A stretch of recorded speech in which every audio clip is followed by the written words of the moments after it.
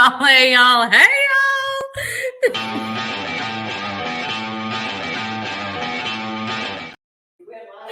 You are so annoying. I'm not controlling anything. See, look, see, here's my hands. Oh. I'm not doing it. All right, Walter West. What's up with the shenanigans? We're already starting today. We're already starting with shenanigans today. Today is Talk About It Tuesday. It is Tuesday, the 16th of May. So welcome to the show. When the heck are you? Y'all won't believe this, but we were actually all together last night, like one big, happy, dysfunctional family. It's been a long time. Even Charlotte. Even Charlotte. Charlotte made a best friend. Oh, yeah? Was that me? No, she already claimed you. She already claimed you. You were already there. I'm already there. This is going to be my favorite picture from now on for Texas Fully Loaded. You need to send it to me so I can put it on the commercial that I'm pretend making. I really am making it. I've been downloading pictures and trying to arrange, and it's hard to have to get all the pictures. She was so cute. She was so sweet. When she saw me, she looked up. She went, oh. She turned around and looked at you like, he's here. She did. She goes, Mom, John's here. And she got all excited.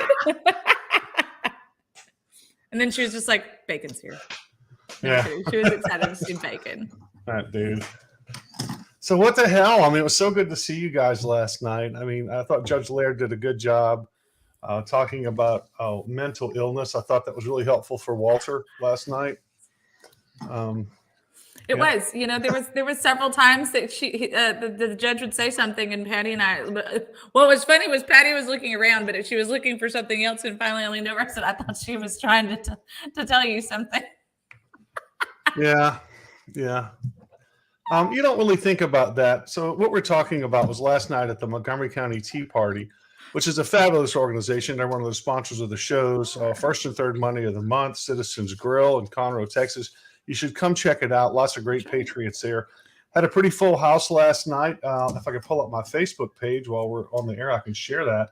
Just so do it. I'm going to answer a question. Adrian's asking if I'm running for Congress again. Not this cycle. I'm trying my hand at some other things this cycle, but still incredibly politically involved.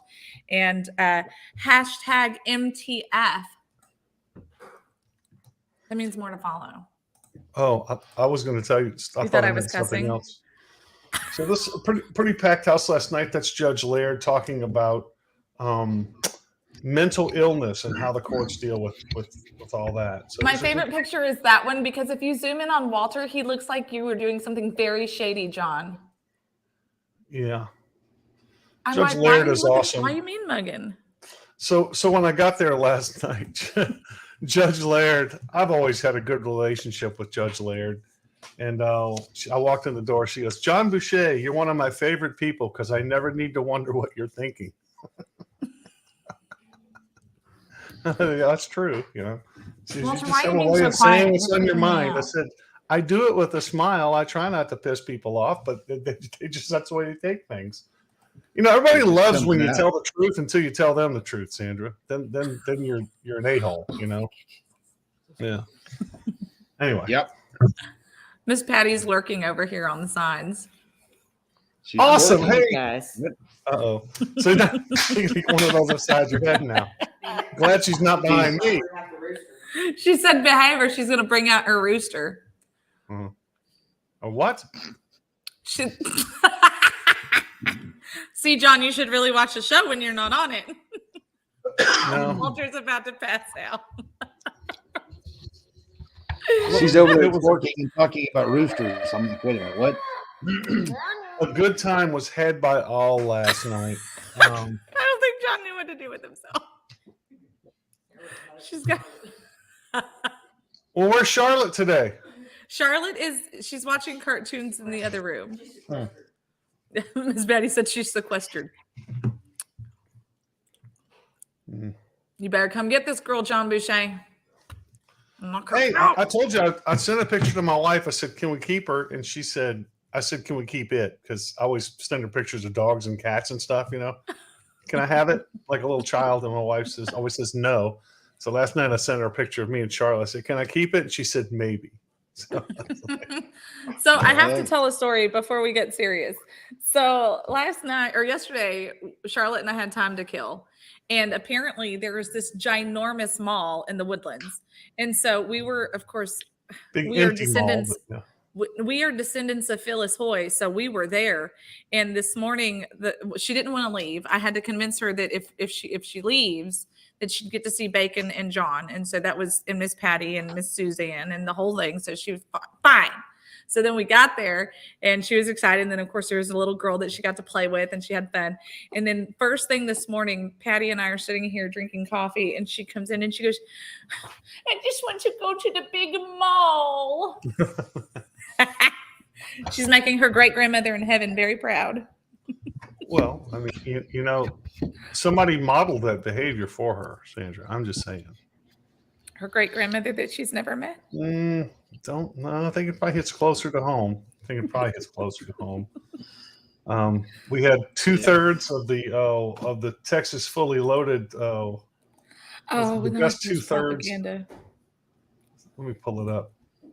Walter, we took this awesome picture last night. Somebody said, "What's Texas Fully Loaded all about?" I said, "These are the guys that make it happen right here. These two." So much propaganda. Charlotte, there's a lot of propaganda on this show today. Well, I loved Mark Gulliby's response, and I responded to him. Yeah, but you didn't like Walter's response at all to that. So I didn't see what he responded. No, Walter didn't respond on the thread, but he said last night about 2/3 of whatever. I won't even go there. You know so, what? Walter, you're being unusually quiet. What's going on, brother? I'm freaking out.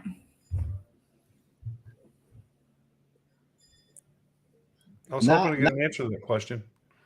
What the? Oh, he got to work. He got a phone call. Hold on. He'll be back. Oh, okay. Well, let's tell you what, let's get started on what's happening on this big blue marble, Sandra. What do you say? Let's do it, John Boucher. Hey, before we get started, guys, if you're watching, don't forget to like, comment, and share. Let us know that you're here. Likes and stuff like that, they kind of help to push us and make us go forward and break the algorithms and stuff. So like and share, please, please, please. And let us know you're here.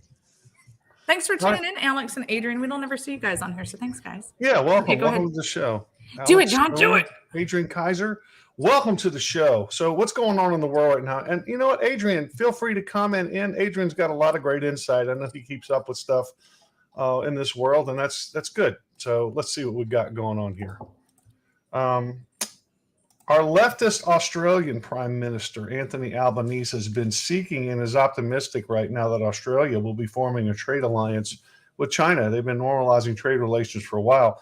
You know, the more cozy and dependent our allies become with China, Sandra, the worse it is for America. What do you think about Australia's newfound buddies over there in China? I think it's very concerning, but you know what? I mean, we're over here acting surprised. Technically, anybody who has any kind of commerce essentially has ties with China. It's something that we talked about last night a little bit. We're so China dependent. You know what I mean? Like you can't buy something without it being made in China. Your iPhone, your tablets, your computers, the list goes on and on and on. And so don't forget though, we are now partnered with Mammoth Nation to try and get off of that China dependency. But at the end of the day, most of the stuff that you have, unless it's got that seal that says, made in the USA. And there's even some that are trying to skirt around that a little bit. And it'll be like made in the USA, but with parts from, and then lists like 6 different countries. And it's like guitars were doing that for a while, assembled in USA, everything's somewhere else. And understand that China is now US is gonna adopt a one Chinese mistress spy policy to go with China's one child policy. It seems fair. It's going to be called the Swalwell policy. But did you say the swallow well policy? Yeah, exactly. Easy there. It's talking about sipping coffee. Well, check this out. So speaking of spies, one of the top physicists in the UK who works in the field of hypersonic technology is now working with China to improve their hypersonic technology. Jing Young Hao, who is originally from China, but he's been in Britain since the 2000s. Now, when I heard about this, him going back to China, my antenna immediately went up, Sandra, because doesn't this seem like a spy situation to you? I mean, how much technology did this guy get from the West before he went back to China with it all? What's he taking back over there? Well, I doubt it's a recipe for shortcakes. So, I mean, this is what we're seeing all over the globe, though. We've had these sleepers, if you will, everywhere. We've had them here in the United States. We've had them with our allies, and if you kind of pay attention for the last 20 years, things have kind of been a little bit quiet, right? I mean, yes, we've had Afghanistan, but on the outside of Afghanistan, Middle East, global scene, things have been fairly quiet, and you want to think that that's a good thing, but is it? Like, what's actually happening there? Are we going to be seeing more instances with this one? Are we going to see more where everything is going to go back to China? Last year and throughout the year, we've kind of always made the statement, Russia, Russia, Russia. But realistically, it's China, China, China. And so there's been a concerted push in this country. I find it odd that the left wingers are pushed in this country so hard to hate Russia. You Russia, Russia, Russia all the time. And the conservatives in this country are pushed to hate China. But you know what? China and Russia are working together. Yeah. So I'm trying to figure out the geopolitical angle on all that. I just know no matter how you add it up, the calculus comes out that it's really bad for us. If you kind of think about it, so consumership, let's play this game for a second. The consumership side isn't necessarily based in Russia for us, aside from oil, which it shouldn't be anyway. But our consumership stuff is based out of China, and Republicans are known to be capitalists. We're known to try and make a quick dime off of whatever we can. And if we can get it cheaper, then even more fantastic. So that makes sense on why we've had a better relationship with China than we have with Russia, because Russia wants, as just take politics off. Just look at a consumership here, because Russia's just like America. They want to freaking make money. China's like, look, y'all are stupid. I can make a ton more money selling it to you guys for nickels on the dime, or, pennies on the dime. And here we are. And now you guys are completely dependent on me.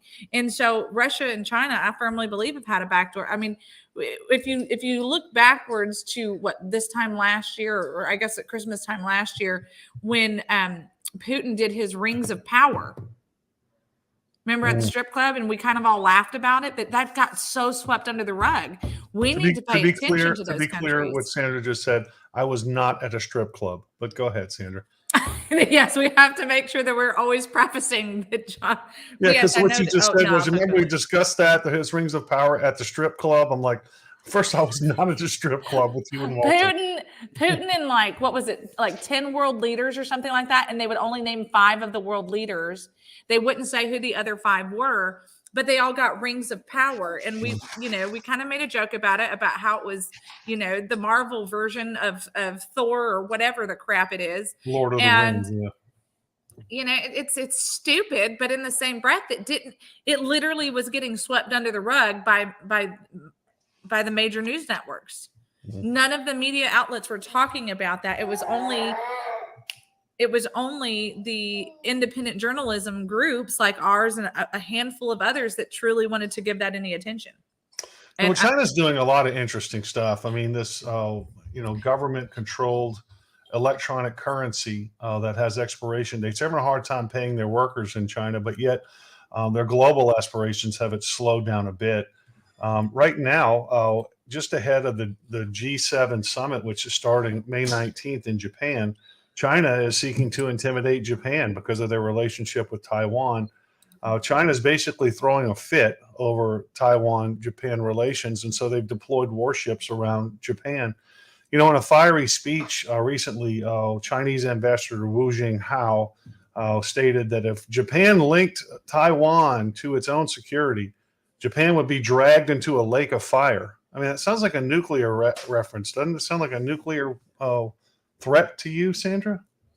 I mean, if it's not nuclear, it's certainly something of the likes, and it's. I think they're trying to sound a little bit biblical without sounding biblical. You know what I mean? Like a little revelations, if you will. I think Japan is. I don't even know what's happening with Japan anymore. I think Japan's trying to figure out what the heck is going on, just like the rest of us are. Yeah, well, Japan. It's weird that Japan, we demilitarized them after the war, and now they end up being our strongest, most powerful ally in this crazy world that we're living in right now. Yeah, and they're still I'm kind gonna of keep sharing like Adrian's children. stuff. I'm gonna keep posting up Adrian's stuff because he's got a lot of good insight. He keeps up with stuff. He's a pretty smart guy. I'm not saying that they are equal. I'm saying that they are like us in the sense that they are trying to make money. They're not trying to give things away. China's giving things away to make money, and we're capitalists. Russia's very much a capitalist nation. Well, China and Russia are both have been trying to knock off the U.S. as the world power. Oh, I think my crystal ball, if they're able to do that, which it looks like they're being pretty successful in a lot of ways. If the yuan replaces the dollar, if China and Russia end up, becoming dominant and, subjugating the U.S. in many ways, then you're going to see China and Russia turn on each other because there's no honor among thieves. They both have aspirations. So, and then of course, the other one that's getting his ass kicked is going to come crawling back to the U.S. to say, "Hey, I thought we were buddies. Help us out."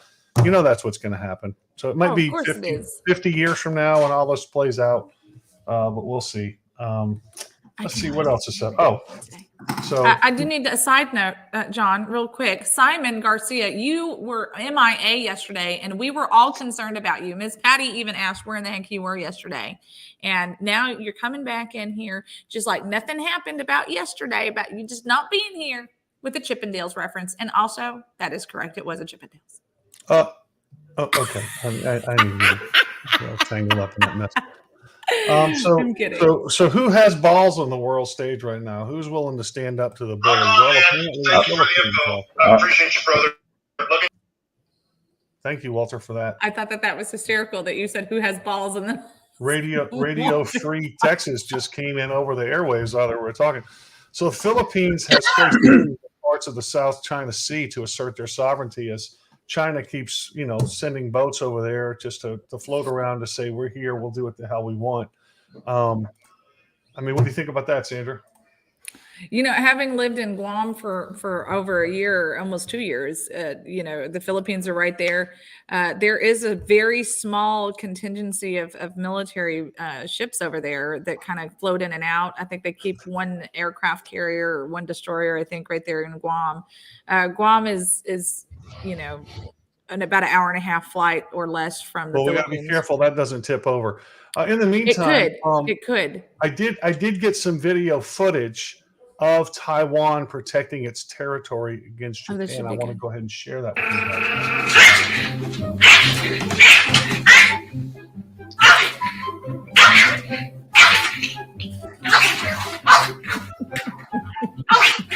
guys. Looked like Charlotte and Walter fighting over the salmon yesterday. Yeah, it's fighting. Well, Philippines have told China, we're deploying these buoys to assert our sovereignty in these waters here, and if you remove them, there's going to be serious repercussions. I don't know what the repercussions could be. I don't know if they're going to float a kayak out to one of their battleships and throw paint on it. I don't know what the hell they could possibly do to China. They're throwing coconuts. Yeah, well, that was the Tongans, if you remember, were flinging coconuts when their Navy was doing exercises. At the end of last year. So here's a shock surprise, sticking with the international side of things. I know this is going to come as a real shock to you guys, so I hope y'all are both sitting down, because it turns out that the anti-capitalist Pay What You Can Cafe in Toronto that was created to show how wonderful communism can work has shut down after just 1 year. As it turns out, Sandra, having a bunch of takers and who don't consume and they produce nothing while having no incentive at all to become producers just doesn't work. Gosh, who knew that, Sandra? Who figured that stuff out? Weird. I know. I don't even know what to say. Crazy, huh? What do you think, Walter? Should we start our own pay-as-you-go cafe here in Texas? All the barbecue and bacon you can eat? I think so, and not only pay as you go, but you know what? I say you get a hold of your friend or your mother's credit card and just put that one in, and you can pay for everybody because that's how communism should really work, right? If you guys remember, and I think it happens every so often, but there'll be like, if you were, when I would go to Starbucks a long time ago, before I get rocks thrown at me, they used to, is where it used to be super famous, where people would pay for the car behind you. Yeah, it's like a pay it forward thing. And then like people would be like, and that's where it dies, is with me. And then they drive off. Walter did the pay it backwards. He'd walk up to the counter, order a bunch of stuff, and go, the guy behind me is going to pay it forward because I'm paying it backwards. So tell him I said thanks and walk off. Yeah, every time Walter goes to Starbucks, I assure you. Actually, what I love to do is you go up there and you make your order. You turn to the guy behind you, get him to order, and then start talking. And then once you see your stuff is ready, go over, snag it, get them involved in the conversation, and just walk out the door. And then he's like, it works. Wow. Okay. Wow.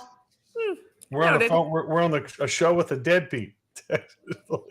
Oh no!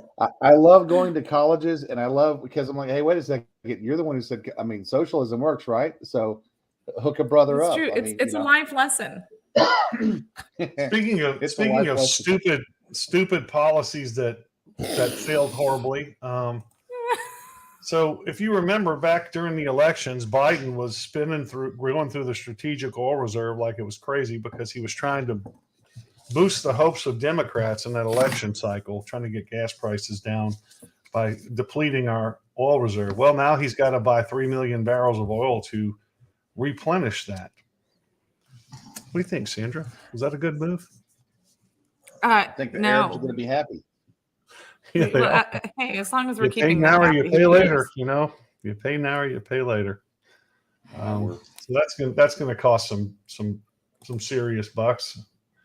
Ooh. And of course, if you fight him on, he's going to say, well, didn't you want to protect our economy? Don't you think we need our strategic oil reserves? John, that was far too kind. He wouldn't say those many words at once. Oh, he'd say, whatever he says. That was really kind of you to try and put words in his mouth in a nice way, though. What are you doing, John? Working real estate. Sorry. I'm multitasking always. You were talking and then you just were like. No, I just got a text about a property transaction I'm doing. I got some listings I'm working on. I got another thing under contract at New Waverly, and it's just all hitting me at once, which is a good thing to have. But I really need. I don't know. I need to be cloned. Not that this county could take another me, but this show couldn't take another you, John. What about your poor wife? Thank you. You're just talking. You just want to talk about my ADHD, huh?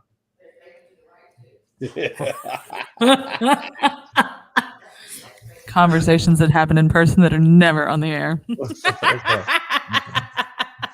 Stick it out there, John. Stick it out there.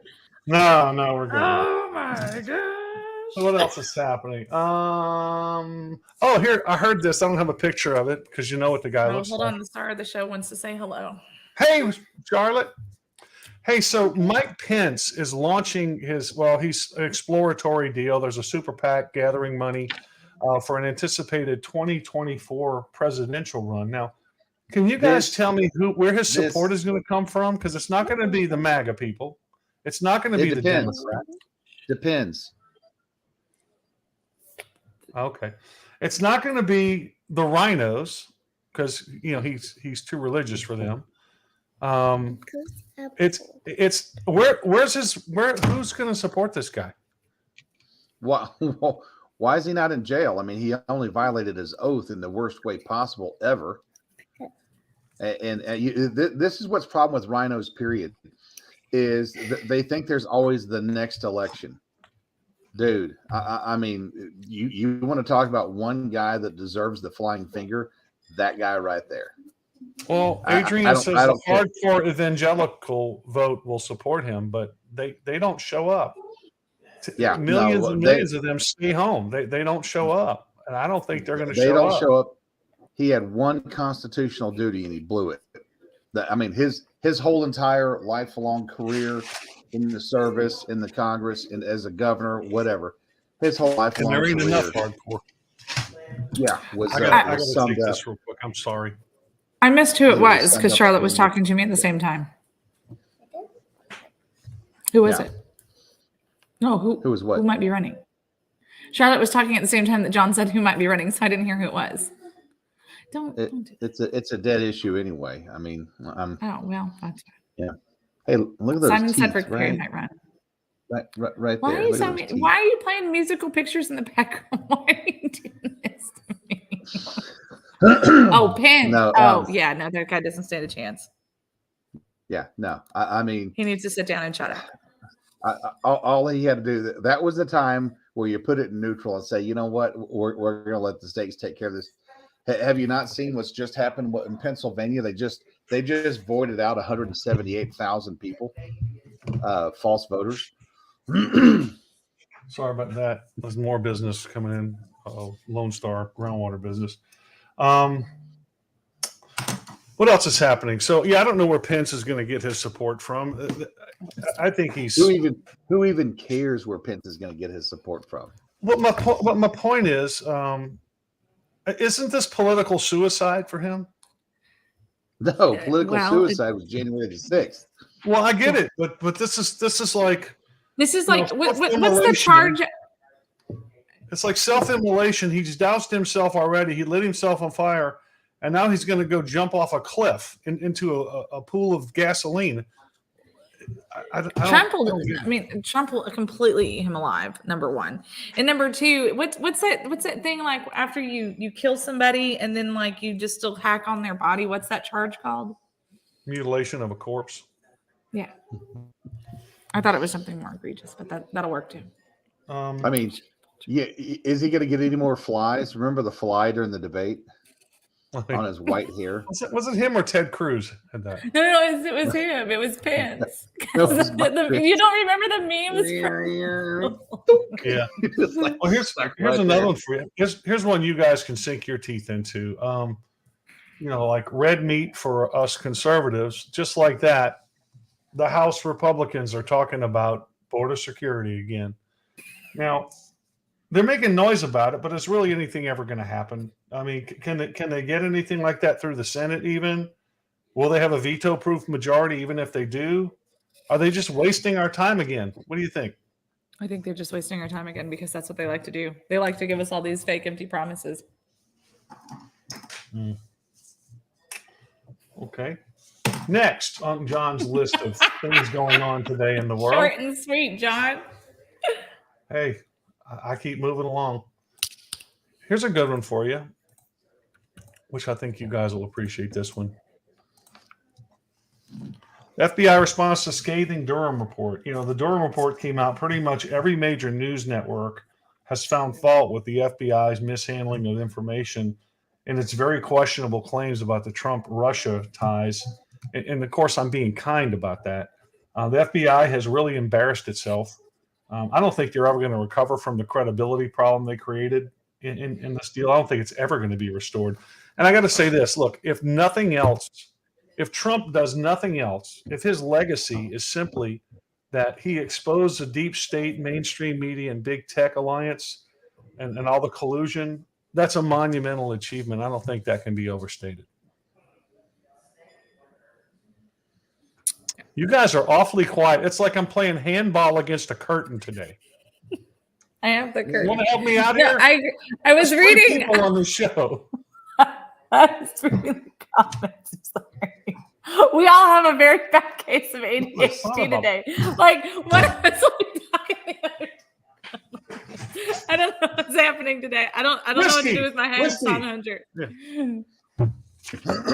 Look, this is bothering me, and I needed to find it for you, John. So you're welcome. You're killing me. You people are freaking killing me. The Durham report, all that stuff. The FBI, they have been a failed model for years. Actually, almost a whole century now. It's just it was a good idea when it started, but people didn't realize how much their integrity was going to be questioned, how much their integrity was actually going to fold. and then how much they were, what they were going to do to our country in the course of 20 years, and then 30, and then now we're almost at 100, and you can see just exactly what they've been involved in. There's probably a couple of good people, but I think they all caught retirement and left. Well, we were just having a conversation last night with somebody else about the FBI. Who were we talking to? Was it with Miss Patty? But we were talking about how they've just been so useless, and it was because we were talking about Ramish Whammy, about how he wants to get rid of the FBI. So they may be useless, but at least they're really corrupt. So they got that going. Yeah, that's true. They do have that going. Exactly. God love them for that. Yeah. Exactly. It's kind of like the Houston Police Department. You might as well just put them out there. Well, speaking of entirely worthless things, the mainstream media is fun to watch. I like the way they relabel things. Let's move down to Texas and see what's happening here in Texas. The big battle going on right now is the House approves a bill banning the mutilation of children. Go find anything other than gender affirming care mentioned anywhere, out there. It's also gender affirming care. Like, a 10-year-old can come home and say, "Mommy, I feel like I'm a boy," and you have to affirm that. So this is the headline everywhere right now. But the House did move that bill forward. There was a lot of debate on it, a lot of excitement around the state. This is still an ongoing fight. This thing isn't across the finish line yet. Hopefully, we'll get it there, because I think drugging and mutilating children is an absolutely evil, soulless thing that needs to be stopped. I can't even believe we're talking about this right now. Ann Johnson, Representative Ann Johnson, she was up there arguing with all the Democrats and whatnot about how, it takes 20 years for people to come out of the closet. So if we start the children early, then they can come out of the closet whenever they're in high school and college. I mean, literally made those statements. And she talked about the 80s, and she talked about the 90s, and she talked about kids that, it just took them so long, and they couldn't be their true selves during the time of the needed development in their young adult life. And it was the most hideous, ridiculous thing I've ever heard. And when I contacted a couple of our reps, I said, "Hey, how come you guys aren't fighting this?" The reason was the Republicans in the state house did not want to give them any information, or did not want to give them any argument that would be hate speech or a violation of civil rights that could be brought into the Supreme Court once this bill passed, as we knew it was going to pass. And it's a sad thing that we're going to pass about, whether you're going to transition whatever your kid or not, but the sovereignty of our state is still on the hook, with some BS bill that we're still trying to figure out where it's going to go for our border.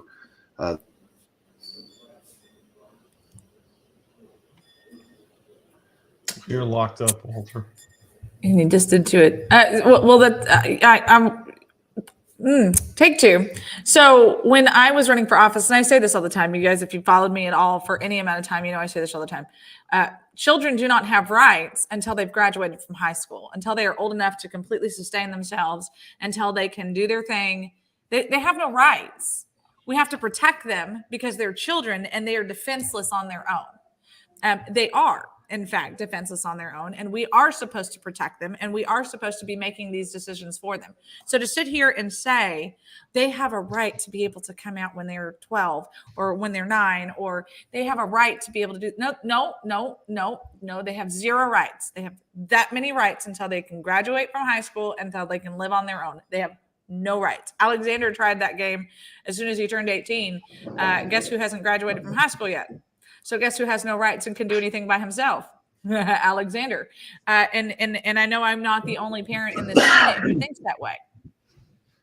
We have to train them up to become adults to be able to do these things on their own. But we are not, they don't get rights just because all of a sudden they wake up and they say, well, I have a right. No, you don't have a right to nothing. You don't even have a right to party. That's what you ain't got. They have a right to ADHD. That is it. And I'm going to knock that out of them. That one's going to be around for a while. as the guy who keeps changing the background today. Yeah. Well, guys, let's go ahead and take a commercial break. Can we do that? We're at a good stopping yeah, point. we'll come back and we'll finish with Let's Texas. take a when we come commercial back. break. I need more coffee. And I'm sure Walter needs to change to the background again. So we'll be right back. All right. Golly.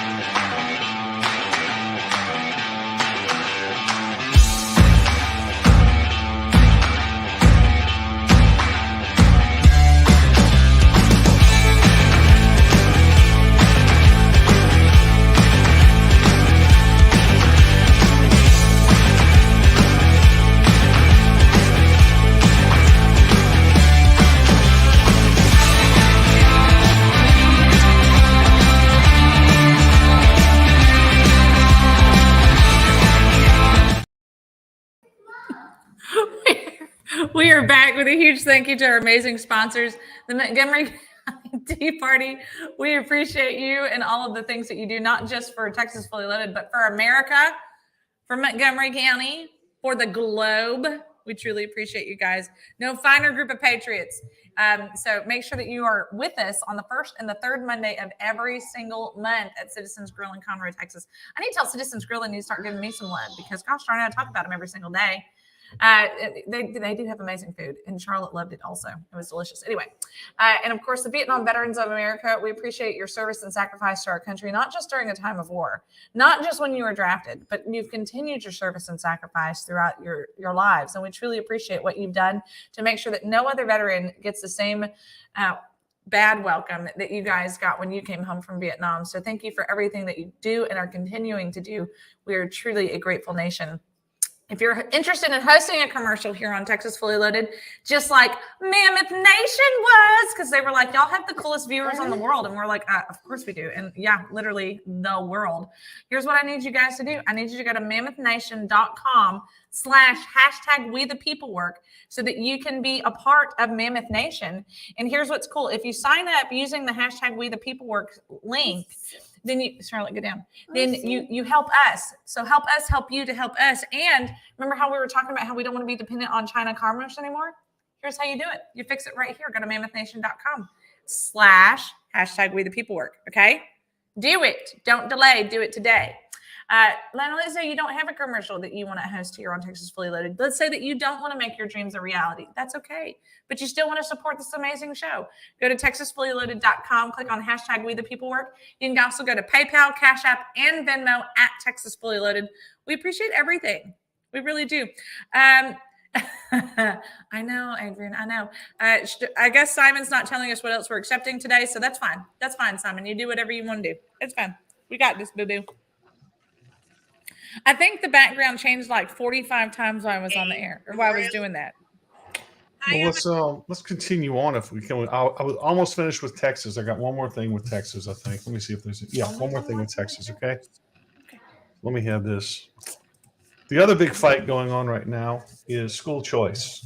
There's a showdown over school choice. So, I think about, when I served on the education committee at the state party, I have this idea about what school choice is.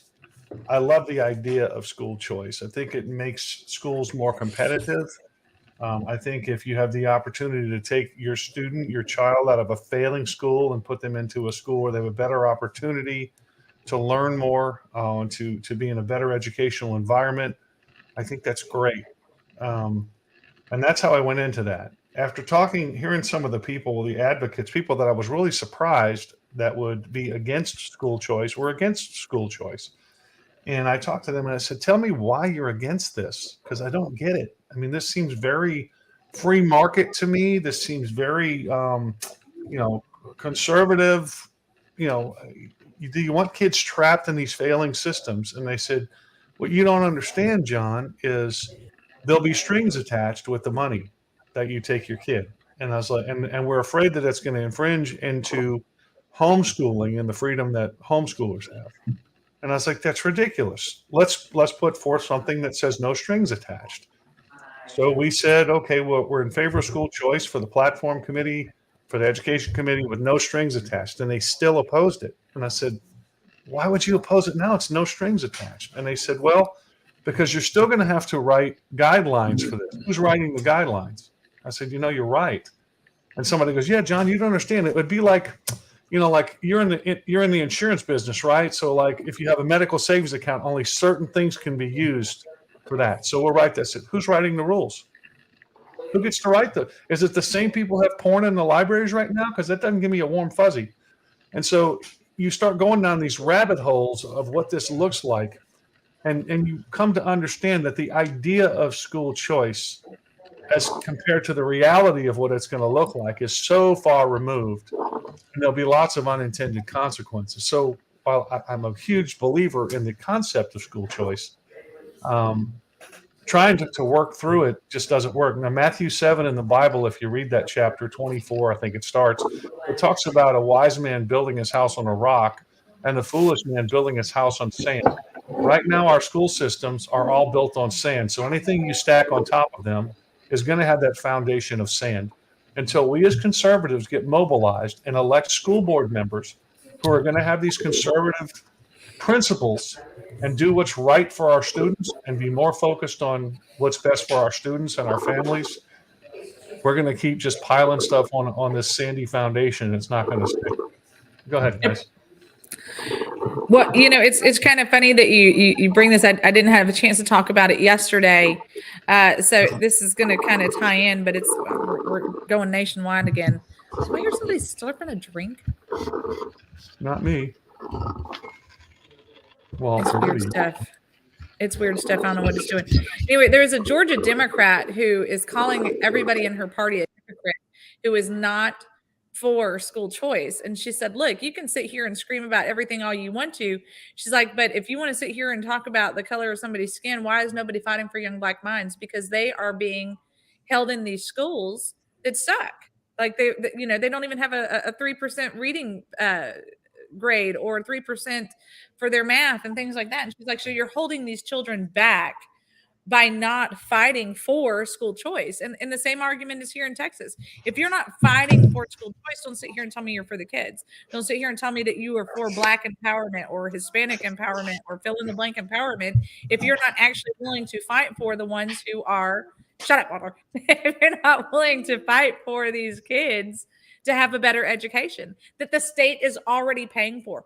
And in the better question in my mind, though, and this is a conversation that I had with Senator Creighton's office, is why are we going to sit here and have this conversation about school choice, knowing that we have these crap schools that we're, as Texans, are still paying for? Fix the TEA, fix this crap grading system that we have for schools, and get us people of substance. Because you know what? You are going to have a mass exodus if you pay for this school voucher program. But here's the problem: is that as long as we have bad schools and we have bad policies for schools and we have bad ways to grade our schools, the problem's not going to solve just because we move students around.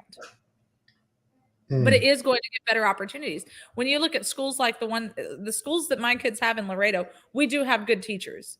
We do have some really good teachers. I'm not going to say that we don't, but we have really crappy schools. Like we have bad administrators, we have other things, right? Or vice versa. If we have a good administrator, we have crappy teachers. But my kids' schools are at an A+ rating. And I'm over here going, I have no idea how you guys are at an A+ rating. Because when I hear or see other things that are being taught in other schools around Texas, and I'm going, our kids aren't getting any of that. How is this an A+ rating? It's an A+ rating because somebody filed their paperwork the right way. Somebody knew what day they were going to be coming in to look at their classroom, and they did things the right way that day. That's how some of these, now, again, that's not to say that there's not good teachers, because there are good teachers. But when everything is so star focused, when everything is so everything else focused except for student focused and learning focused, it's all about quota focused, we're not winning with our students at all. And I'm sorry, all of that, the whole system needs a revamp. Yeah. Walter, what do you think? No, she's exactly right. I mean, these kids do nothing but this. The funny thing is, my second grader is he finally said, hey, next year it looks like I got to be ready for the star. That's it. Wow, third grade, don't need to learn anything, but just know that the star is coming. And yeah, and they teach to the test, and it's just not right. And this whole thing's a trap. Look, my wife's in the educational system. My brother, retired from that. My mom retired from that. I've been around it a lot. I've seen it, and the way the system is set up, I don't even think a lot of people get it. These teachers, they get tenure, which is another bill that's being fought and that's being presented. I know Brandon Creighton's fighting to eliminate tenure, because I talked to a teacher one time, and it was so depressing to me because in Louisiana they were fighting to Bobby Jindal had passed something to get rid of tenure. I guess he was fighting to eliminate tenure there. It's about 10 years ago or whatever it was. And one of these teachers told me, John, I took this job because I wanted that security. And I was like, you didn't take the job out of a desire to be an educator? I wanted the security. Well, and now the governor's trying to take away our tenure, and they're taking away our cost of living raises and our mandatory increases, blah, blah, blah. And he's trying to go to a merit-based system. And I'm like, well, yeah, in my job, if I'm not doing my job, I get fired. I don't get a raise. I don't get guaranteed my job.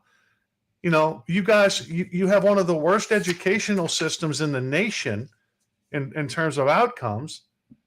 And this guy looked at me, I swear to God, he said, it's not about the kids. Excuse me? Well, that's quite obvious, jackass. It's not about the kids for you guys, and it should be.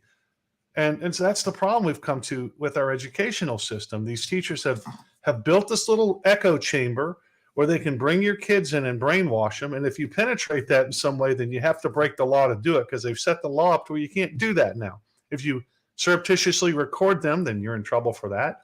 If you whatever you do to penetrate it, so they'll lie about it. If you catch them doing it, then you broke the law to do it, so you're in trouble. We got to gut this thing. We really do. Well, and ADHD actually penetrates that. But what I was what I was saying about my kid was the fact that that's saying a mouthful, Sandra, keep it up. What I was saying about my kid was, second to third grade, great, start testing, all that kind of stuff. Now I got to spend the extra time at home. What did you learn? And then what did you need to learn? So we're double dipping on teaching now. I'm going to have to say I'm in a different place on education because I'm blessed that way.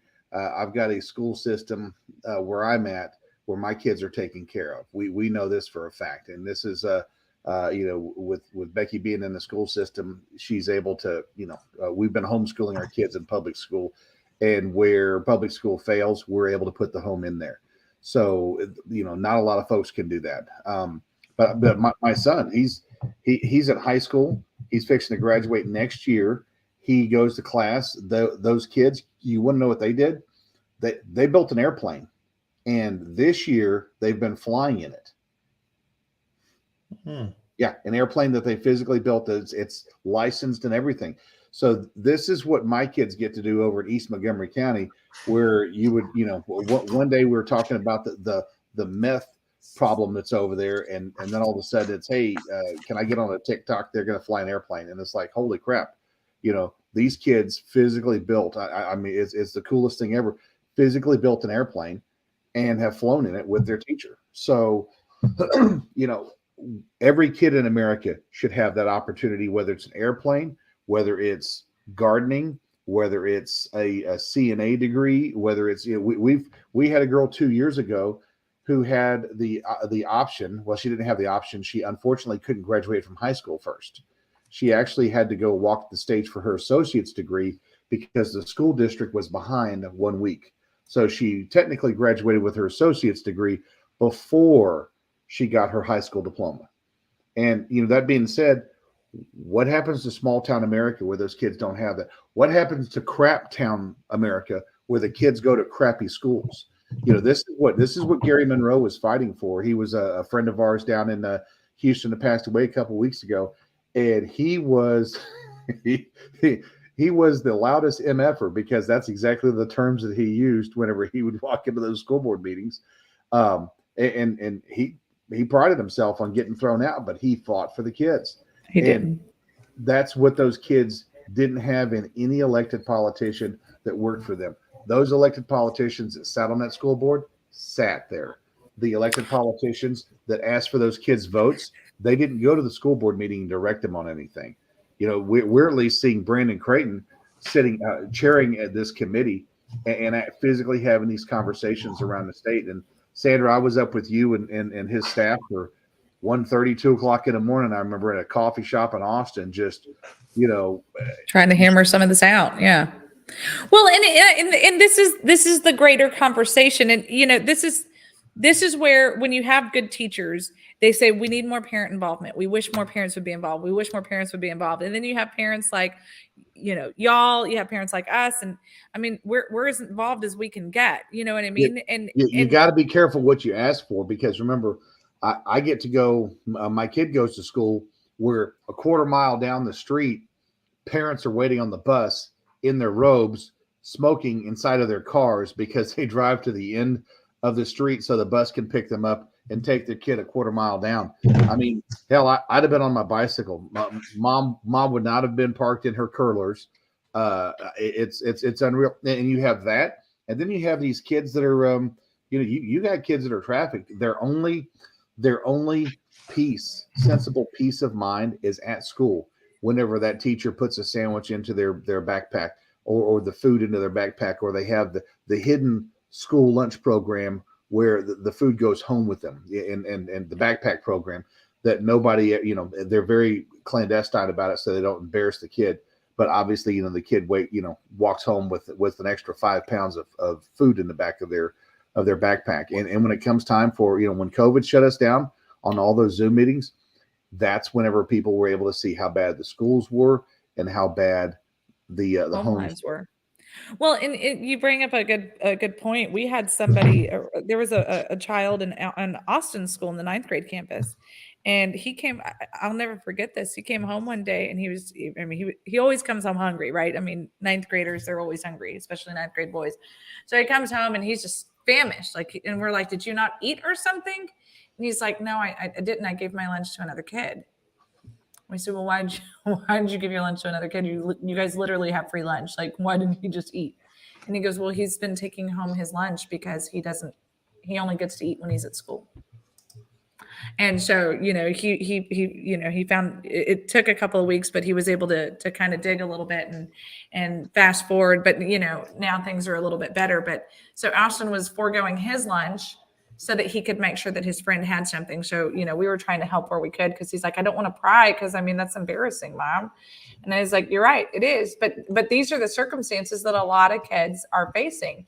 And so let's just kind of play that out for a second. When you have kids who are facing those kinds of situations at home, guess what's not happening? They're not involved with their kids' school. They're not involved with their education. They're not involved with how they're doing on a generalized thing. And it could be for multiple reasons. It could be out of depression. It could be out of just lack of care. It could just be out of, it could be out of so many different things. It could be that mom's been really sick. It could be, fill in the blank. It could be so many things. And we truly don't know. And we talk about it. And even the judge last night, she made the statement. She said, there's so many facets to what's actually happening. There's so many mental health issues that are not seen. They're not known. And so, you truly do need to think about these things. And when you start dealing with kids and family lives and school life, and, it's a cesspool. And it's hard to try and figure out how to navigate it. And that's what we have to do as parents. And more importantly, if the schools are going to be run by the state has to do a better job at navigating that, and stop allowing this crap from the TEA or this crap from the National Teachers Association or fill in the blank to rule. And if we truly want to be Texas independent, if we truly want to be Texas is in charge of our education, Texas is in charge of this, Texas is in charge of that, then how about we actually be in charge of it instead of just passing it off to whatever association says that they're the ones that should be in charge? Okay. Sounds reasonable. I did want to, let's see what else is local going on. I did want to talk about, Walter, I hope you don't mind. I'm going to show your video in a bit at the end of the show that you put together for Miss Ross. But I did want to talk about some of the local stuff first. This past Saturday, we had an event here in Montgomery County. It was a Full Armor of God event where we came together to pray for our elected officials. Had a pretty decent turnout for our first event. Over 60 people showed up to pray for our elected officials. Lots of elected precinct chairs. Everybody came up to the altar after, and we laid hands on them and prayed for them. And this is our little praise team we had going up there. That's Rachel, Stephanie, Eve, and Calvin. And they did a great job of providing music for the event. And it was a really, really good event. I tell you what was aggravating though was we put an event together to pray for our elected officials. Would you believe we had people in this county trying to stop the event, trying to boycott the event? People who call themselves Republicans. This was not a faction event. This was a event. We were very clear about it. We're just coming together to pray for our elected officials in this county. We didn't even say pray for Republicans. We just said pray for elected officials, because right now in this world with everything going on, I thought it was important to have an event to pray for our elected officials. And we had people here trying to stop the event. It's sad. So what was their overall goal of trying to stop the event? Like, I don't know. I mean, I just they're let's just so let's blinded take with Republican and Democrat off the table. If you claim to be a Christian, why would you not want them to be prayed over? they're just so blinded by self-ambition and self-interest that they couldn't even get out of their way. And this is why when people say, well, can't y'all come together? We've tried everything to bring the party together. We tried everything to bring Christians together. And this is what they do. It's not that they want to do something better or bigger to bring the party together. No, they just don't want you to do it. It's just, I think Simon's right. Yeah, they might burst into flames. Yeah. Yeah, it was you're right. They might burst into flames. Anyway. Yeah, Adrian, you've missed a good event. It was a good event. I said the turnout could have been better. It was pouring down rain. It was a Saturday morning. Not a lot of people want to jump up and come to that, but my Bible says wherever two or more are gathered, he is there. And so there was, like I said, there was probably over 60 people there, and it was a really good event. So I'm excited. We're gonna just keep building on it. We gained from the experience of doing things like that. We build our team that way, and so it was very beneficial. And so that's what we're gonna do. The other thing I did want to play, if I got a couple minutes, about local party stuff, if you guys can pay attention. One of the things that was sent out in a letter to the county. What are you smiling about, Sandra? You all right? No, I have to show this because I was trying to find something that was relevant. This popped up. Hold on, because you're gonna laugh. Look at how lovely John Kerry looks. Oh my God. Marianne Mendoza, she's our friend there in Arizona. She put this, and she called him Frankenstein, and she's not wrong. No. Okay, go on. Well, one of the things these people who are trying to stop the event alleged, and they sent a letter out, this precinct chair out of, I think it's precinct 96 here in Montgomery County. She refers to herself as the vice chair of the party, but I don't know what she is, because she certainly wasn't elected by the party. I think she might be the vice chair of Brian Chris PAC. I don't know, but she sent a letter out to the county, to people in the county, some elected officials, at least some elected officials, alleging that I had stolen money and that embezzled money out of the bank accounts, etc. And so I thought it was important to respond to that. Usually I just ignore the stupidity of these people, and I do the best I can. And I just try and provide informational stuff so that people know what's really happening. And so I did go ahead and put together a video with the help of our communications team, DJ Fike, Lisa Raley, Stephanie Cox, to respond to this. So I want to play that for you, if you don't mind, Sandra. Yeah, no, of course, John. Let's do it.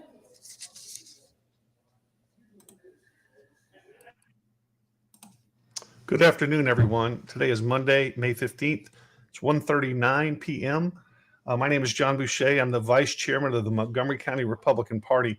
I wanted to give you an update on the bank account situation, since Brian Christ and his friends are telling people a bunch of misinformation about the bank account. So I wanted to make sure you know what's going on. There are 3 bank accounts that the party has control of. Number one is the primary account, which the chairman has control over. That's the account that they fund the primary with. The state funds that. The second is the corporate account, which the chairman also has control over. That's to pay back of the House bills, et cetera, et cetera. He's supposed to raise money for that account to pay back of the House bills, such as rent, utilities, any leases, anything like that. But since he's not raising money, that account is empty. And the third account is the CEC's account.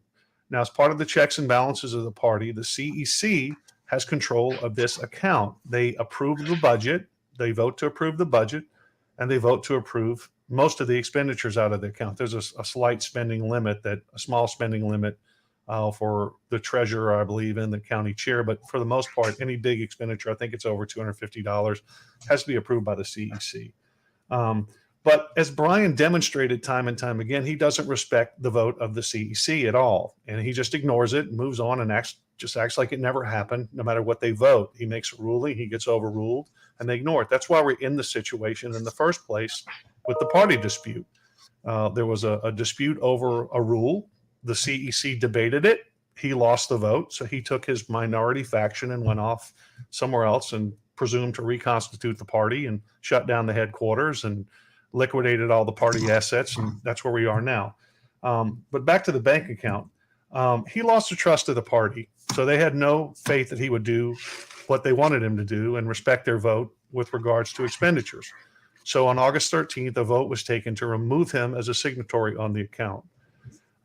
Brian, not to be dissuaded because he couldn't get a vote of the executive committee to add him back to the account, would have been a simple matter. If he hadn't lost the trust, somebody could have just made a motion to add him back.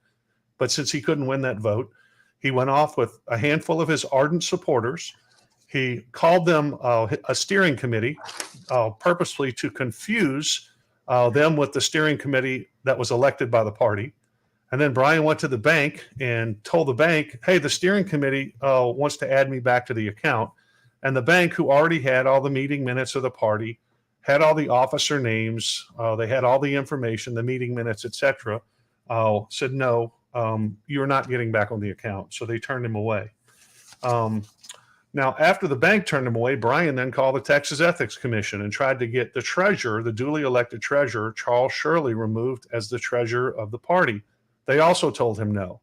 So Charles Shirley is the one filing the TEC reports for the party. All this money that they claim is missing is on the TEC reports. Always has been. You can go check them out yourself. Look up the reports. They're right there. They're public information. Brian knows this. So why is he telling people that money disappeared? Why is he making outlandish claims that money was embezzled or fraud was committed? If that's the case, then why wasn't a complaint filed with the Texas Ethics Commission? Why weren't charges filed with the DA's office? Why wasn't a lawsuit initiated because this money was misappropriated, according to Brian? Well, the reason is he knows none of that's true. He's lying to you to cause strife in the party, and that's just not leadership. So despite no charges being filed, no TEC complaints being filed, no lawsuits being filed, Brian and his little band of whatever they are keep going out to the public saying this money was stolen. It was fraud was committed, et cetera, et cetera. It's absolutely ridiculous. I hope you'll start calling them out on it for the lies that they're telling, because they know better. They know better. I mean, they're telling you things that they purposely know are not true. And my big question to you today, how many times are you going to allow these people to lie to you and still believe them? I mean, we saw it with the headquarters where initially they said, well, we didn't pay the rent because all the money was stolen. And then we posted the receipt showing the rent was paid. Then they said, well, the reason that we lost the headquarters and Brian closed down the headquarters, the reason he did that is because the landlord was so annoyed with everything that was going on that people, Charles Shirley, had aggravated him so bad he just threw us out.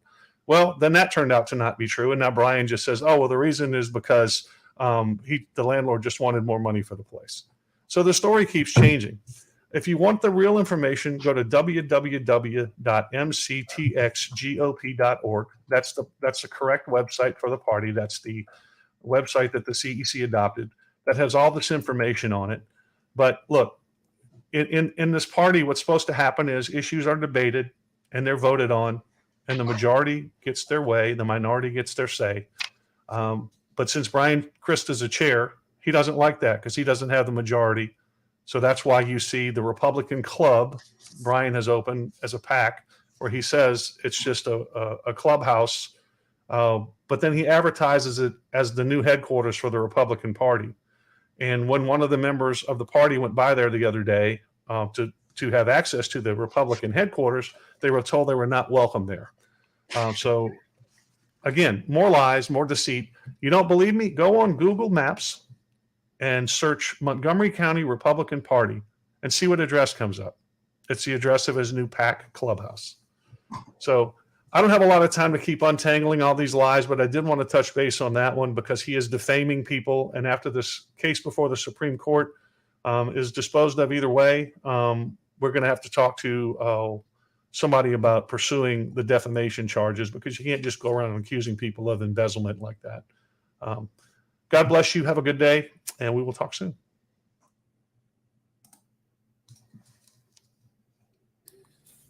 Wow. So there you go. He's amazing. He is. He should have gotten that Me Award, and he could have shoved it right up his. Well, what this group likes to do, Sandra, is they make up crazy stuff, and then they call you and say, "Okay, prove it's not true." And I have to explain to them that's not how things work. When you say, "Sandra, you're a witch," prove it's not true. It doesn't work that way. And so, the most recent one is one of them sent a deal out saying, well, they're circulating. You guys wrote a letter and gave it to the bank and said that Brian Chris was removed as chairman of the Republican Party. That never happened. I don't remember any such letter being written to the bank that way. Just as I said in the video, the minutes from the meeting were brought detailing the vote. Whatever resolutions are put forth for the bank account were brought. Now, this has to go through the bank's legal department. But at the end of the day, you need to understand this. The bank doesn't give a rat's ass who the chairman of the party is. This is about their account and who the signatories are on the account. Right. And when this body voted to take Brian off of the account, that's it. That's all the bank cared about. They didn't care if he called himself Grand Wizard. It doesn't matter. But they're trying to make an issue out of this. So, they put out there, you need to send us a copy of the letter you gave to the bank. Well, it's all in the meeting minutes. The resolution's there. The video says what it says. If you're accusing me of writing a letter to the bank saying Brian was removed as the county chair, then you produce the letter. You show it to me. Right. I'm done chasing you guys down and explaining why you're lying. I'm not going to do that anymore. You make an allegation, you prove it's true. I don't have to prove it's not true. That's not how it works. Nope, that's it. Oh wait, hold on.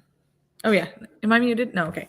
No, that seems pretty legit. I mean, I really don't know what these people are wanting. It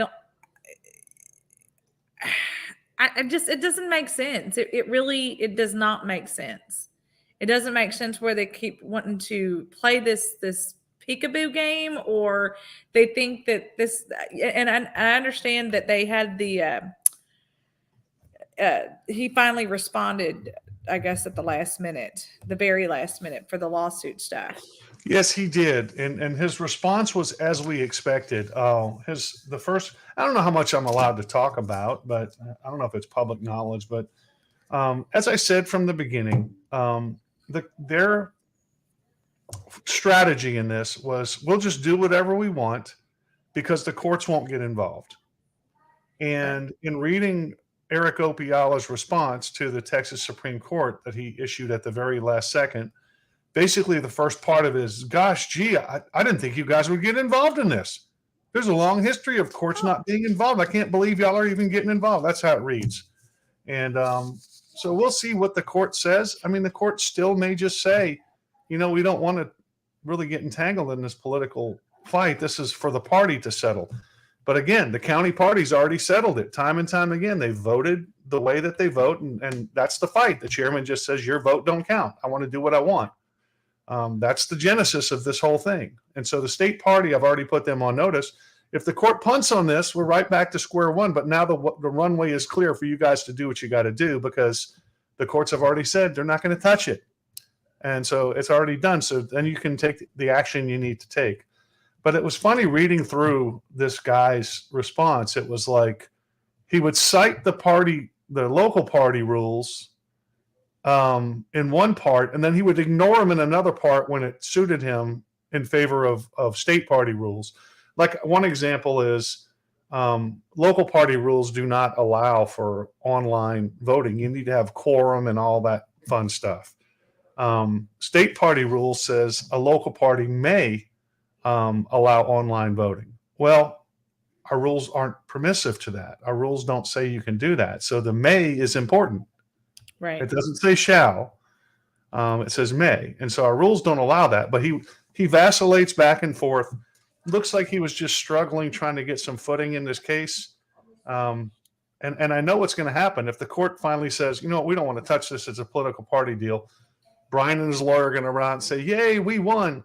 But really, you lost because the courts are saying that's up to the county party. And the county party has already told you you're wrong over and over. So nothing really for the county, against the county party at that point saying, okay, the courts have ruled. They're not going to get involved in this. It's up to us. Brian, we just took a vote and you're out. What's he going to do?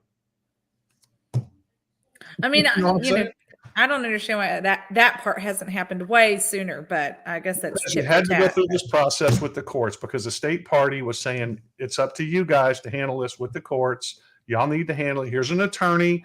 State party tells us here's an attorney. Y'all go take this to the court. And that's the other thing. Here's an attorney that you have to pay for, by the way. Yeah. And that's the other thing Opiala said was, well, gosh, this should have went through more courts than just right to the Texas Supreme Court. That was, again, the calculus is just let's drag it out as long as possible and do as much damage as we can. And right now, let's take a look at the scoreboard. Brian has shut down the Republican Party headquarters here. He has hijacked the party. He has liquidated all the assets. He has appropriated, let's just use a nice word, the copier that the party is paying for his headquarters. He has registered his club, his PAC, with Google now as the headquarters while telling all these elected officials in the county, no, this is just a clubhouse, but then advertising it as the headquarters everywhere else. And when a member of the state party officials committee went over to see the new headquarters, they were told, you're not welcome here. This is our club. You know, I still have questions for his supporters. Like, so did he open a fake bank account as the Republican Party of Montgomery County so that he can take checks from donors? Like, I have questions. Who are his donors writing checks out to? Are they using an abbreviation so that they can come back and say, oh, well, you know, this was just the abbreviation. It's just, it's funny that it was the same as what it was for the others.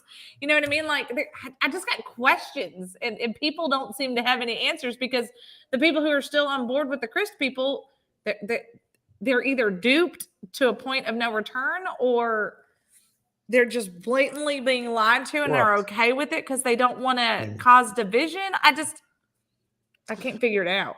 Well, and what's the old saying? It's easier to. And they're giving enough money to these people to have a whole house now on top of whatever the other operating costs are. Yeah. Well, the old saying, it's easier to fool someone than it is to convince them that they're fooled. I think there's a pride issue with some of them. I know some of them have dropped off and gone away, and they just fill in another person in the hole that they can lie to until that person figures out they've been lied to or is okay with it, to your point. And, you know, the desperation of these people, I mean, to see people running around going, I am the vice chair of the party. Okay, well, you know what? If you were, you wouldn't have to tell everybody that. I mean, it's like, you know, you got to actually do the job. You can't just say you are. You got to be elected. That's not how it works. And, you know, when I ran against this person in front of the CEC a couple cycles ago, when she actually got her vote, she actually got a vote. I got 75% of the vote, which means some of their people voted for me too. So that even they know, you know, who's who. And I didn't even want to run for it. I've tried to resign how many times now? But I don't want to leave the grassroots people behind because they need my help. And I exhort them to do things. I ask them to do things. I encourage them to serve. And it's not right for me to say, yeah, it's for you. It's not for me. I don't want to serve. So I'm going to do my part and keep doing my part. But yeah, this whole thing's just absolutely bizarre because at this point, if you're still going along with Chris and you see the lies that he keeps telling about this stuff, the bank account thing's just so blatant. You're telling people that we embezzled money. Then where are the charges? Where's the TEC complaint? Where's the lawsuits? So stop lying to people. You know, and the people that are on that side with him, they got to be figuring this out. I mean, lab rats are smarter than this, Sandra. Well, They got to be figuring this out.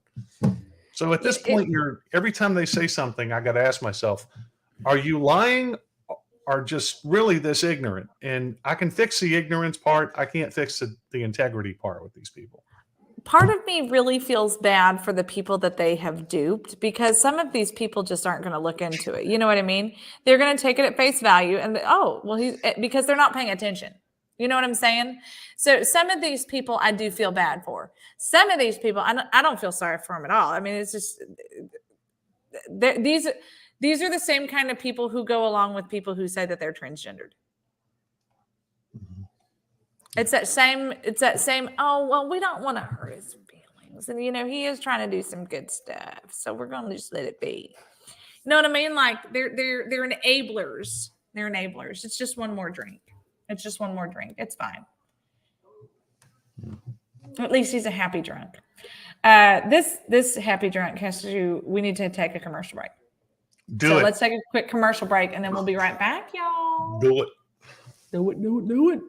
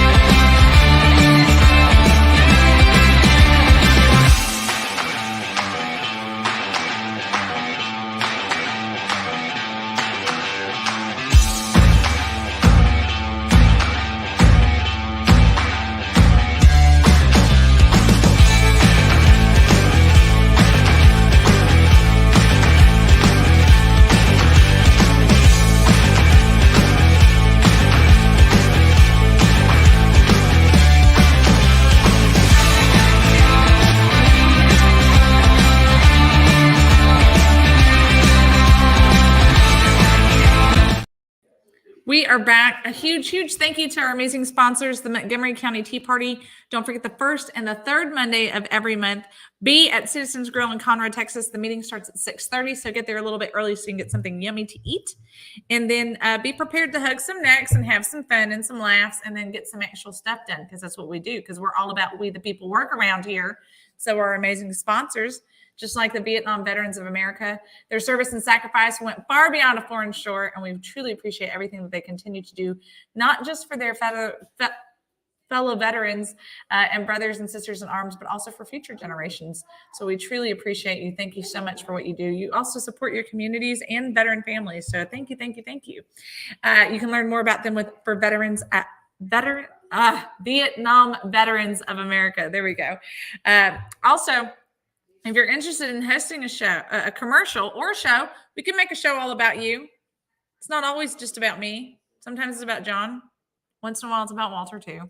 If you are interested, though, in hosting a commercial here on Texas Fully Loaded, please let one of us know. We'd absolutely love to make your dream a reality. Just like Mammoth Nation said, hey, we want to make our dream a reality and be a part of Texas Fully Loaded. So, in fact, they are. So, hey, don't forget, go to mammothnation.com/# we the people work. Say it right here at the top of your screen. And then sign up, and then you support us, which you guys know we're made in America, gosh darn it.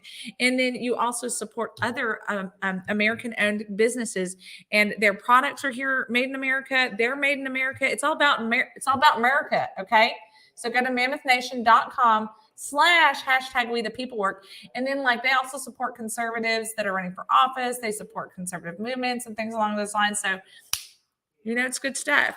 Okay, it's good stuff. So be a part of it. If you don't have a commercial that you would like to air or something that you want to talk about, go to TexasFullyLoaded.com. Click on # we the people work. You can support us that way. You can also support us at PayPal, Cash App, and Venmo at Texas Fully Loaded. And then if you see us in person, you'll be like, hey guys, here's a little something. We appreciate that too. We're always taking Simon, gosh darn it, what else are we accepting today? We're accepting lots of things. We always do. Mimi, your funny stuff. You know what? I don't even like these two guys here. And this one's all over here like, Oh, wait. I forgot to grab something. Hold on. I went ahead and put another jacket on just for Adrian. He was asking if I had another jacket. So there you go, Adrian. Hey, wait a second. Wait. I got to go out to the truck and get mine. But I have one to keep in the room here in my closet, just for webcasts. So, because I always wear a t-shirt around the house. Obviously, this probably surprises most of you, but I don't dress up when I walk around my house all day. Weird. I kind of thought that you throw a jacket on for the webcast so I can not look like a total bum. John. What kind of jackass wears a t-shirt on a webcast? John, I'm not wearing any pants. In fairness to jackasses on this show, I usually wear a t-shirt. You want to talk about ADHD again? Listen, I just took a call from Mark Morgan, so don't tell him we were talking while I wasn't wearing any pants. That's gonna creep him out. You know what? I told a sheriff friend of ours that if he needed bear spray and a rape whistle to let me know when dealing with you, I'm gonna have to tell Mark the same thing. No. The sheriff did tell me that he needed bear spray now, though. So you're a weirdo. No, it's no. I think we're gonna have a big Jeep party out in the West Texas desert. Border Patrol may not like it, but man, we can have a lot of fun while we're out there. Man, I gotta lose. I've got rid of most of my fat clothes, and I gotta lose a couple more inches in my waist, man. I gotta do it. I gotta get back on the plan, baby. Yeah, no, I would say that it's just y'all, but I decided after I decided I wasn't running for office anymore that I didn't care for a little while, and now that was quite obvious. I'm realizing that I might. Very obvious. Yeah. Wow. It is like I'm going to double my impact. I was going to tell you, you could afford to lose 10 or 70 pounds. Yeah. 10 or 70. What is happening on this show? Man. That picture of John and I from last night. I mean, that was 2/3 of Texas Fully Loaded with 1/3 of the butt. So You are proud of yourself, aren't you? Hey, You're listen, so listen. flipping proud of Hey, yourself. hey, I can't wait for the trans community to come out in support of Sandra. Charlotte It's is gonna over be here telling me. trannies for Sandy. That I don't know. It Charlotte is was, shushing me over here. Don't you let them be what?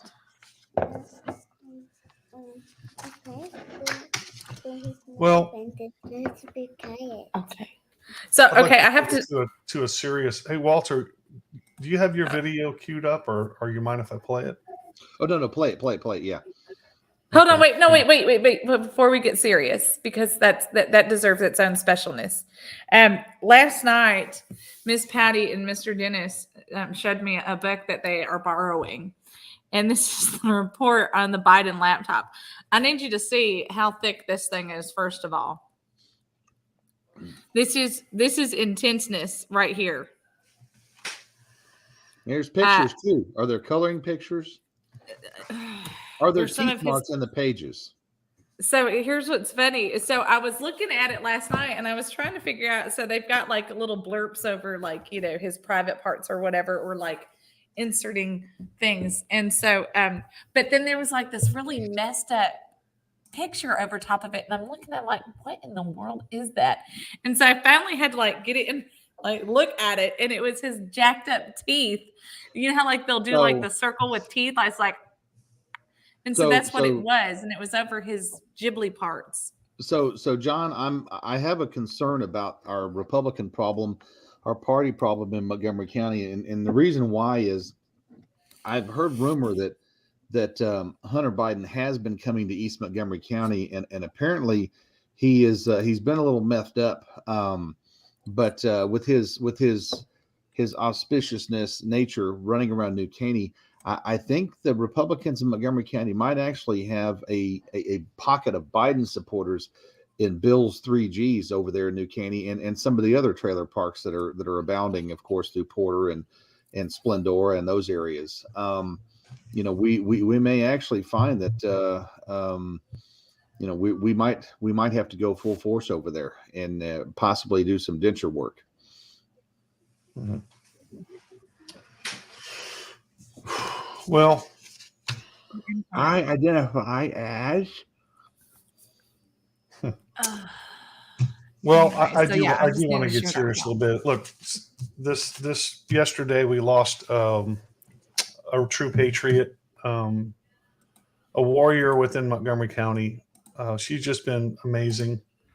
Ever since I've known her, she has been a real warrior. So, Kathy Ross went to be with the Lord yesterday morning, early yesterday morning.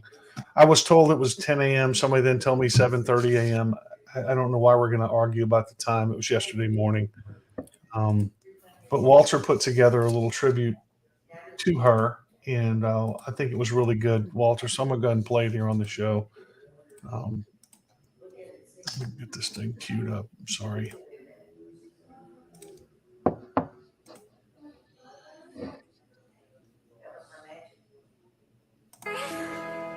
I'm not rattled because I shattered all of this before.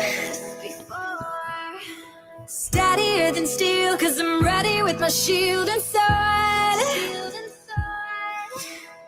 Back on the saddle because I gathered all my strength for more.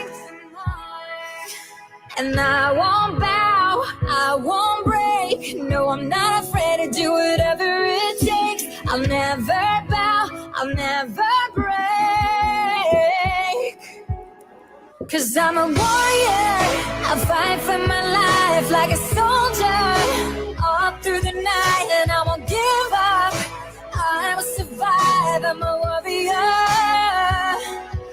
And I'm stronger, that's why I'm alive. I will conquer, time after time, I'll never falter. I will survive, I'm a warrior.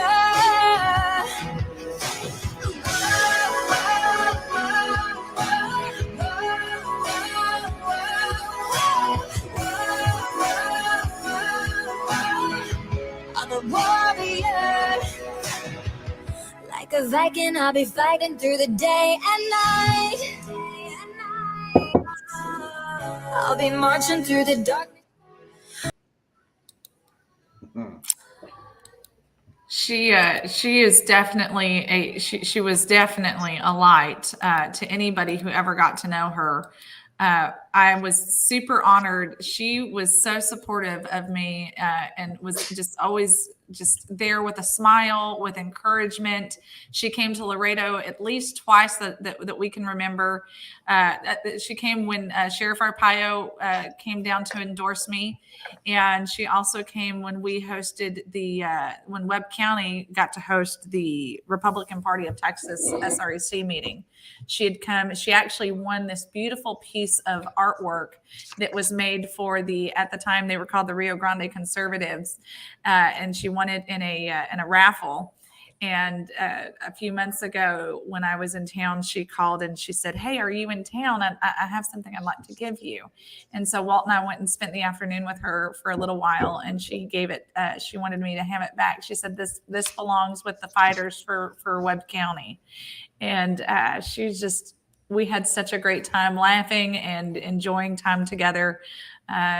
She was an amazing woman, and Montgomery County, the world really has big shoes to try and fill, because I don't think that they will ever be able to come close. So, yeah, she was really something else, and she was a dear friend. Every time I was out at the polls, she was there. I've known her for a long time. She was just a really amazing person. Even when she was feeling awful and going through all this, she knew she was terminal, and she was still coming to the events. And she said, I'm gonna live my life positively to the end." When she told me at the Lone Star, I'm probably gonna start crying.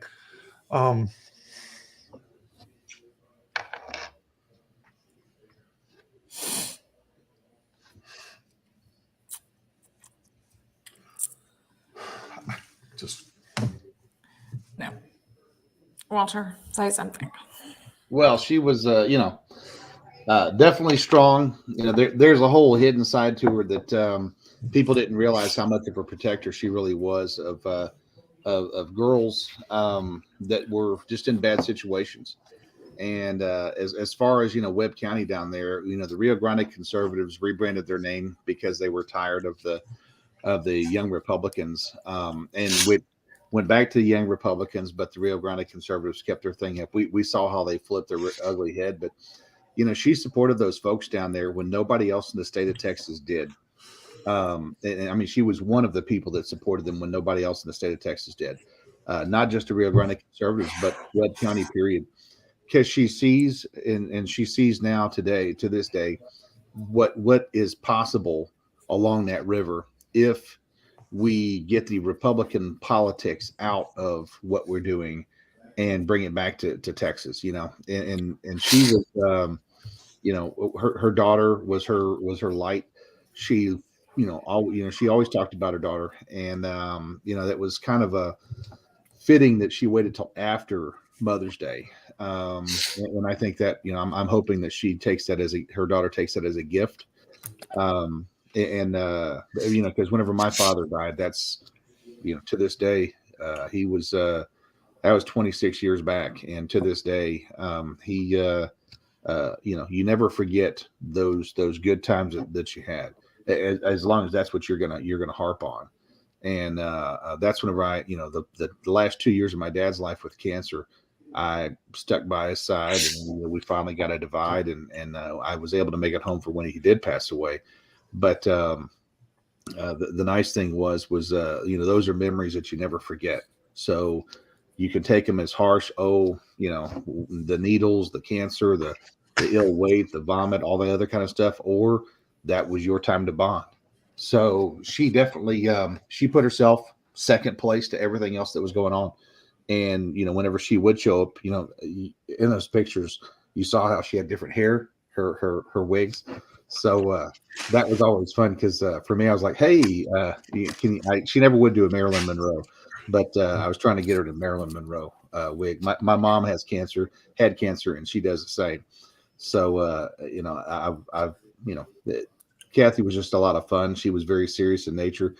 she actually pushed a lot of the of what you're seeing for conservatism in Montgomery County. She's one of those with Patty and John, with you and you guys that have done the Lord's work during a difficult time.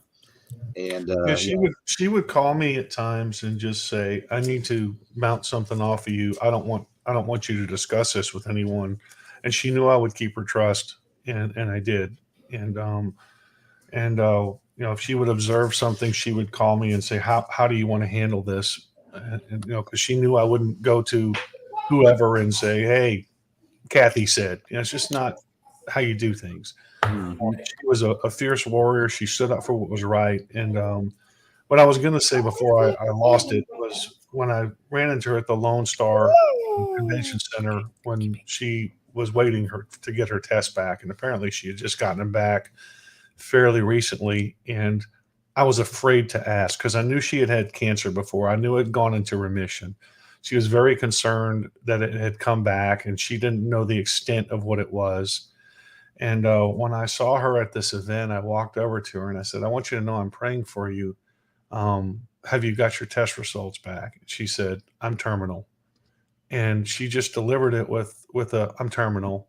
And I was like, "Wait, what?" And she said, "I'm terminal." And I was like, I just had to walk away because the thought of that I just couldn't even imagine. And the way she was approaching it, she said she was consoling me. She goes, "It's okay. Yep. It's okay." And Yep. I'm like, she always put herself in second place. It was, if you were in front of her, that's where her focus was. She knew that she had comfort in the Lord, and that was her strength. well, I even called her a few days back, last week. And when I knew she wasn't doing well, I had hated to call her because what do you say? I knew I was not going to be strong when I talked to her. And she was so positive when I talked to her on the phone, and she wasn't, I didn't sense fear. I didn't sense anything in her other than, just positivity. And I said, I'm still praying for a miracle. I said, I know everybody waits to say this and they throw this word around, but you're a sister in Christ, and I love you and I'd do anything for you. And she said, "I love you too, John. And come see me if you can." And I said, "Yeah, of course I will." And I got her address to where I was going to go visit her, and then she became non-responsive a day or two later. And Well, but at least I got to talk to her at the end. Her miracle was heaven, and that's she had her life in check and in order, and she's going to bring a lot of people up there with her. Well, impossible shoes to fill, because let me tell you what many people don't know. When all this craziness started with the party here in Montgomery County, I was, I'm running two businesses. I got a band. I got my office. I got all the stuff I do. I had lunch with her and Dale Inman at Honor Cafe. And he said, "You know what we need in this county? Because right now the rhinos are basically trying to dilute the party and make it look like we're all the same, rhinos. The evil stuff they're doing, tearing stuff up, and people from the outside looking in, they just don't understand who's who. It's just all the Republican Party." She goes, "We need to start a Freedom Caucus." I said, "What an amazing idea." So she's the one who started. This was her idea, the Freedom Caucus. Yep. And I never really put that out there because I didn't want them coming after her. But she is the one that really came up with that idea. She was principled, and she was really smart, and she was fierce. She was not afraid. I remember when she started that, I was up there at one of the Tea Party meetings, and she comes right up to Walter and I, and she puts the forms down right in front of us, and she's like, "So you're an honorary Montgomery Countyan, and you are you live here, Walter. So y'all better be on board with us." And we were like, "If you're on it, we're in. We're in. We'll support it however we can help it." I think the Freedom Caucus, if you guys are listening right now, I think y'all need to organize an event, and I will I'm sure I wouldn't have a hard time convincing Rachel and Stephanie and Calvin to play. And I'll bring my PA and we'll set up and we'll have a celebration of Kathy's life. Let's get this done pretty quickly. I would love to get this done. Absolutely. Absolutely. And truly anybody that got to know her and got to just be involved in anything that she was involved in or get to sit down and have a cup of coffee with her or, a margarita or fill in the blank with her, you knew you were blessed. She was hysterically funny and she had a huge heart. And so she's going to be incredibly missed. And she definitely has inspired anybody that knew her. So fly high, Miss Kathy. We miss you until we see you again. Yeah, she was really funny. Oh, so let me tell you a quick story about Kathy that I've never shared, but I can share it now. So there was this gentleman who I played. He hired me to play at his wedding. I didn't really know this guy, but he hired me to play at his wedding, and I went and played at his wedding. He asked me to learn this song, which I did, for he and his wife, and sang the song for him and everything. And then one day, this guy calls me to go to a luncheon with him at the Woodlands Resort. And again, I don't really know this guy that well. So I go sit down with this guy, and at the deal, they say, if you brought a guest, as a Rotary Club, if you brought a guest, would you introduce him to us? And I got Brandon Creighton's people calling me here. Can you introduce your guest? So he stands up and he said, my guest is John Boucher. And the guy starts crying and he says, he's my best friend. And I'm like, so you talk about feeling uncomfortable. And I'm talking, so I finished the deal and, I was just being nice. This guy had hired me for his wedding. I live in the Woodlands. So I went. So after the deal was over with, he's outside talking about his wife and his marriage, and he just, blah, blah, blah. And he says something about his ex-wife. And I said, oh, okay. And he goes, yeah, she was this, that, and other, going on and on about her. And he said, yeah, Kathy. And I was like, because the guy's last name was Ross. I was like, I know a Kathy Ross. I didn't say that to him. So I'm walking to my car and I called Kathy. I said, Kathy, do you know a gentleman named David Ross? She goes, oh my God, that's my ex-husband. He's crazy.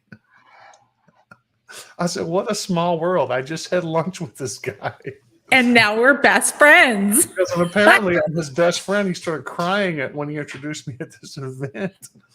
And so David, a short time after, he passed away of a heart attack. Oh, that's so deep. Yeah, but it was Walter, don't laugh. That's not funny. That's not where you were supposed to my laugh. discomfort in a room full of people where this grown man stands up and says, this is John Boucher, and he's my best friend, and just starts bawling. I was like, This eerily reminds me of the Cable Guy. yeah. Did y'all didn't go to Dallas, did you? The medieval times. But Kathy just, she just confided me, about that whole situation, which I will not share. Yeah. But that was just bizarre, what a small world, Well, hang on. Did you sing at his wedding? I sang at his, it was a wedding party thing that they did after. So when you were the wedding singer, was it the drunk wedding singer or the uplifting wedding singer? Oh my God. So I sang at this event the other day. So I sang at this event the other day, and I tell you, you don't really know the impact that we have on people, Sandra. Yeah. I get to, and I hope I'm not betraying a trust here. I get to the event the other day, Saturday, and I'm out in the foyer of the church, and a gentleman approaches me and says, I want to let you know that I follow your stuff. I read your stuff. I like the way you think. You kind of influence the way I think about things. And I just wanted to introduce myself to you and let you know that I'm a fan. And I was like, oh, that's cool. I shook his hand and I said, and he goes, well, my name is William Little and I work for Ted Cruz. And I was like, wow, these people are watching us. Wait a minute. Yep. What did you just say? When did that happen? Saturday? That's the guy that tanked Sandra's campaign. Are you freaking kidding me? He worked with Cassie. Yeah. That Which is- SOB, are you that's the freak who called me.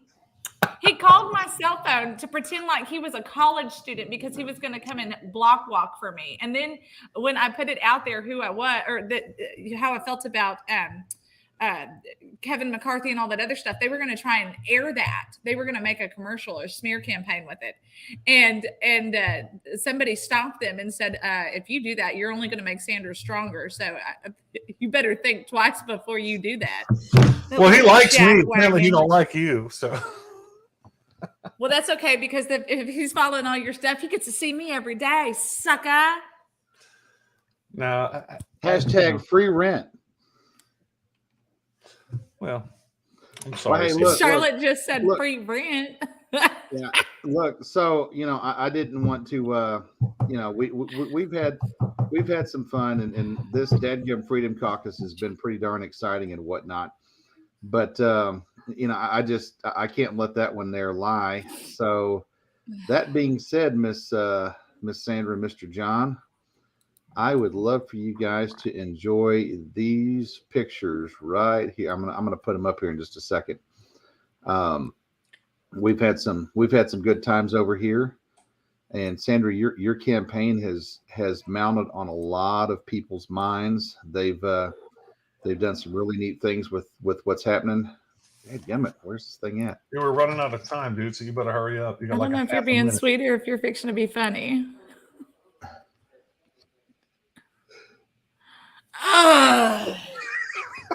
What was that? So that was Cassie. Walter? That was Cassie Garcia. So she apparently lives out here in Del Rio now, but she is the president of the Hispanic Republicans of Texas. So William did a pretty good thing. The campaign. If we started a white Republicans of Texas, then we would be called racists. Yeah, well, that's all right. But bottom line is, campaign consultants is what's wrong with America. So we need fighters, specific fighters like Kathy, and we need to have those broad and wide. These kids that come out of college and they know how to run numbers and whatnot. It's great that they can make millions of campaign dollars in a time when everyone's losing their livelihood. So this is a time that we have to fight like Kathy's fought. Simon, we're going to be praying for you in court tomorrow, by the way. If you guys are in favor of school choice tonight at the CISD board meeting, apparently there is a resolution being put forth against Senator Brandon Creighton's school choice bill. I have not read all the school choice bill. As I told you on the show earlier, I am in favor of school choice.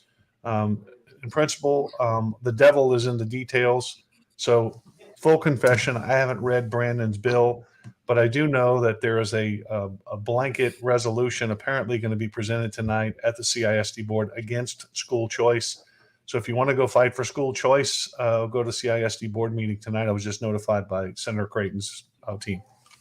All righty. Well, guys, we are completely out of time. I did put the hidden in Plainview, so I do want to remind everybody that if you can be in Plainview, Texas on this Thursday, the 18th at 6 p.m., we're having our rally. So stay tuned. More to follow on that. We look forward to being up there to fight for we the people. So that's exactly what we're going to do. We're going to do some of that we the people work we're infamous for around here. We love you guys. We will see you tomorrow with Women on Wednesday. Bye, y'all. Wally on Wednesday. Ah.